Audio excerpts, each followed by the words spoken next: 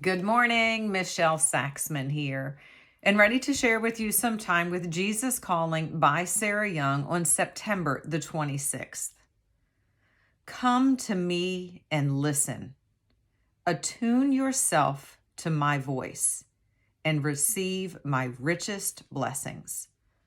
Marvel at the wonder of communing with the Creator of the universe while sitting in the comfort of your home. Kings who reign on earth tend to make themselves inaccessible. Ordinary people almost never gain an audience with them.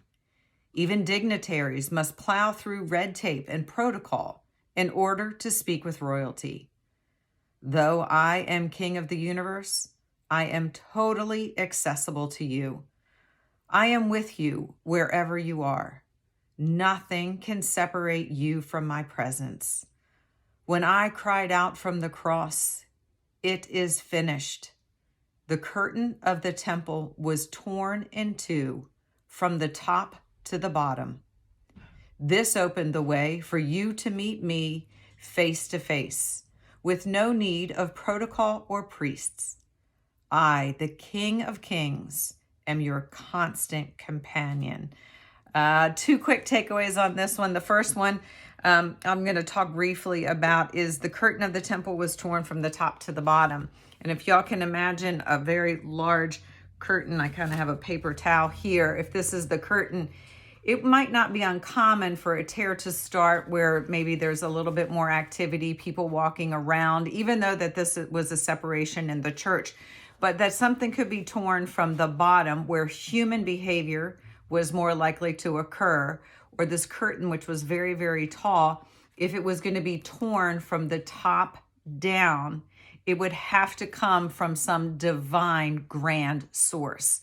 And this curtain was torn from the top down, making our Heavenly Father accessible to each and every one of us. That is how the people that were gathering at that time at the crucifixion of our Heavenly Father, when he rose from the grave and that the veil was torn. And so understanding that this veil was torn from the top down, knowing that the only way that could ever occur was from our Heavenly Father and Creator. Then the second piece is come to me and listen. And y'all, that just made me pause for a moment, because how many times do I come to him, but I come to him with a to-do list. I come to him with a list of things, a litany of people I'm praying for, circumstances I'm praying over, health conditions of people, our nation, whatever it is. But he said, come to me and listen. And then that took me to, I don't know if you know, but we have 4 children and they're mostly grown and gone by now, but they played a lot of sports. And so I attended a lot of sporting events, but I was 100% that mom you did not want to listen to. I would be yelling. I get so excited about something going on. I called myself the cupcake mom because I was just the cheerleader.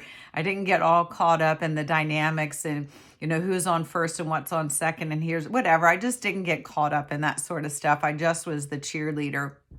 And I would occasionally have to take myself to the outfield and sit by myself because I would just be so excited and yelling exciting things. And one time I was like, run the batter. And the coach literally came out of the dugout and he looked at me, he goes, what? And I was like, I don't know what that means. But I just got so excited that I just started. This is where we have to be trained to hear our coach's voice. And if you think for just a moment about, a basketball arena and, maybe 50, 60,000 people are in the stands at the arena and there are 10 basketball players on the court and there are 2 coaches on the sideline. And we have to have our voice, our ear attuned, tuning in to that coach's voice. So with that, when they're calling out the holes in the offense and the defense, that we hear only their voice and not all the clamor of the crowd.